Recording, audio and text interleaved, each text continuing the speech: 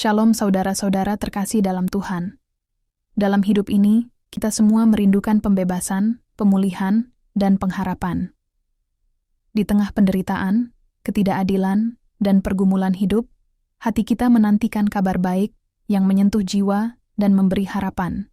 Firman Tuhan dari Yesaya 61 ayat 1-9 membawa kabar tersebut, yaitu bahwa Tuhan tidak membiarkan umatnya dalam kehancuran, tetapi Ia mengutus hambanya untuk memberitakan tahun rahmat Tuhan, artinya tahun di mana kasih karunia-Nya dicurahkan, hati yang hancur disembuhkan, dan kehidupan yang tertindas dipulihkan.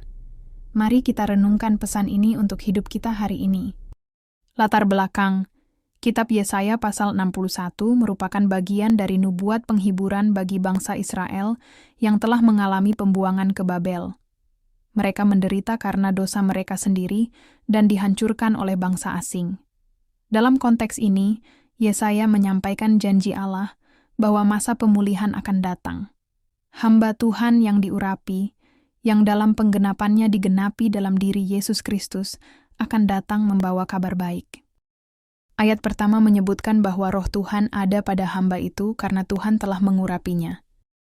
Kata mengurapi menunjukkan penetapan ilahi untuk suatu tugas yang khusus dan kudus. Ini bukan sekadar berita pemulihan politik, tetapi kabar keselamatan rohani. Yesus sendiri mengutip bagian ini di Lukas 4 ayat 18-19 ketika Ia memulai pelayanannya di Nazaret, menunjukkan bahwa Dialah penggenapan dari nubuat ini.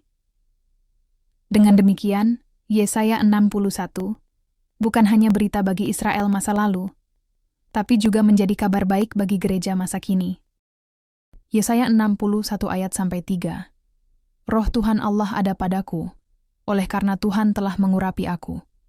Ia telah mengutus aku untuk menyampaikan kabar baik kepada orang-orang sengsara dan merawat orang-orang yang remuk hati, untuk memberitakan pembebasan kepada orang-orang tawanan, dan kepada orang-orang yang terkurung kelepasan dari penjara, untuk memberitakan tahun rahmat Tuhan dan hari pembalasan Allah kita, untuk menghibur semua orang berkabung, untuk mengaruniakan kepada mereka perhiasan kepala ganti abu, minyak untuk pesta ganti kain kabung, nyanyian puji-pujian ganti semangat yang pudar, supaya orang menyebutkan mereka, pohon tarbantin kebenaran, tanaman Tuhan, untuk memperlihatkan keagungannya. Tafsiran, Yesaya 61 ayat 1-3, menyatakan secara tegas tugas sang hamba Tuhan, memberitakan kabar baik kepada orang-orang yang tertindas, menyembuhkan orang-orang yang remuk hati, memberitakan pembebasan kepada orang-orang tawanan, dan membebaskan orang-orang yang terkurung dalam penjara. Semua ini menandakan bahwa Tuhan peduli terhadap penderitaan umat-Nya. Tahun rahmat Tuhan bukan sekadar momen waktu, tetapi sebuah masa di mana kasih karunia dan pembaruan dari Tuhan.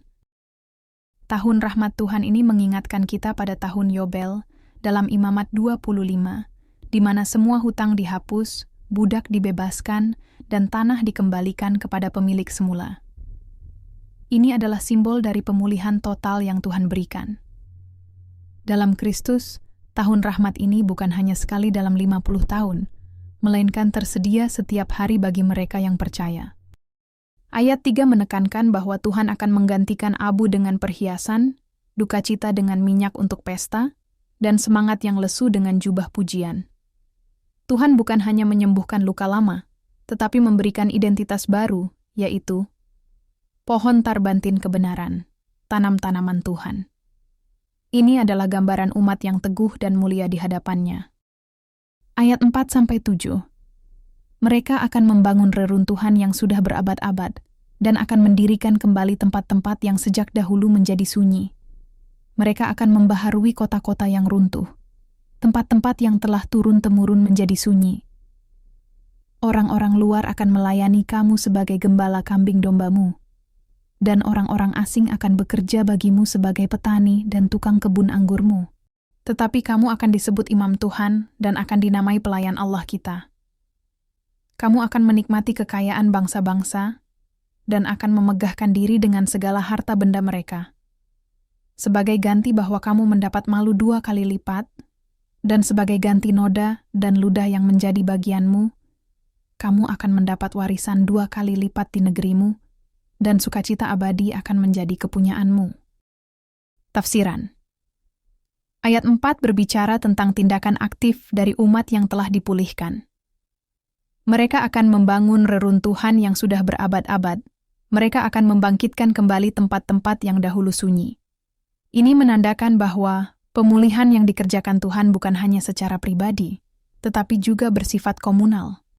Artinya, umat yang sebelumnya terbuang, hancur, dan tertindas, kini diberi tugas mulia untuk membangun kembali komunitas mereka. Kata reruntuhan purbakala menunjukkan bahwa luka dan kehancuran yang dialami bukan hal baru, tetapi sudah turun-temurun. Namun Tuhan sanggup membangkitkan harapan dari sejarah yang kelam dan memulihkan warisan yang telah hilang. Tafsiran.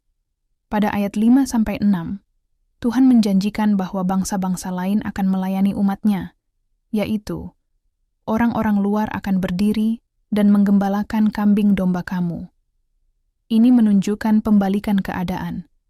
Bangsa Israel yang sebelumnya diperbudak kini menjadi bangsa imam, pelayan Tuhan, dan diberi kehormatan untuk menerima kekayaan bangsa-bangsa. Ini bukan soal kekuasaan duniawi, tetapi pemulihan martabat rohani dan sosial.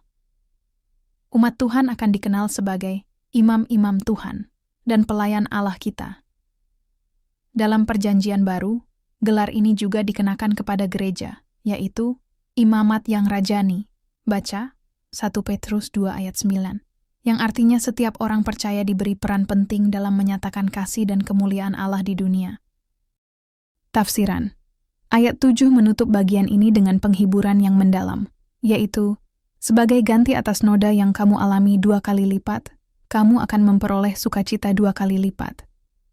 Artinya, ini adalah janji bahwa Tuhan tidak hanya menghapus luka, tetapi juga menggantinya dengan berkat yang lebih besar. Aib dan kehinaan yang pernah dialami akan ditukar dengan kehormatan dan sukacita kekal. Tahun rahmat Tuhan bukan hanya tentang pemulihan, tetapi tentang pengangkatan martabat umat Allah ke tempat yang mulia di hadapannya. Mereka yang dulu merasa ditolak dan direndahkan, kini menerima tempat yang tetap dalam sukacita dan warisan dari Tuhan. Ayat 8-9. Sebab aku, Tuhan, mencintai hukum dan membenci perampasan dan kecurangan. Aku akan memberi upahmu dengan tepat dan akan mengikat perjanjian abadi dengan kamu. Keturunanmu akan terkenal di antara bangsa-bangsa dan anak cucumu di tengah-tengah suku-suku bangsa, sehingga semua orang yang melihat mereka akan mengakui bahwa mereka adalah keturunan yang diberkati Tuhan. Tafsiran. Ayat 8 mengungkapkan hati Tuhan yang mencintai keadilan dan membenci perampasan serta kelaliman. Tuhan berjanji akan mengadakan perjanjian kekal dengan umatnya, sebuah perjanjian yang tidak akan dibatalkan, yang dilandasi oleh kasih setia dan keadilan. Ini sangat penting, karena tahun rahmat Tuhan bukan sekadar momen belas kasihan, tetapi didasarkan pada karakter Allah yang benar dan adil. Tuhan tidak sembarangan mengampuni tanpa dasar.